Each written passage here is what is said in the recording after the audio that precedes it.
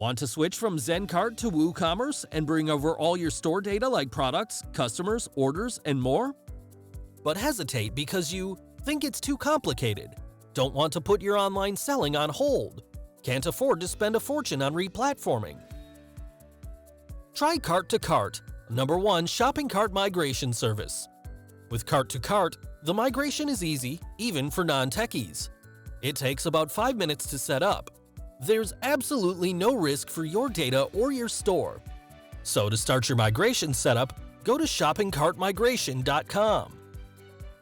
Choose Zencart and Woocommerce platforms from the drop-down menu and click Start Free Demo. When done, provide the URL of your current Zencart store and go ahead to install the connection bridge. Next, set Woocommerce as your target cart, provide its admin URL, login, and password. Next, select the data types you'd like to migrate to Woocommerce. And choose the additional options, like automated 301 redirects, migrate categories and products SEO URLs, preserve order IDs, etc. Then, click the hamburger button to match your Zencart store customer groups and order statuses to the corresponding ones on your new Woocommerce. After checking the demo results, you're all set to launch the full migration and move all of your Zencart data to the new Woocommerce store.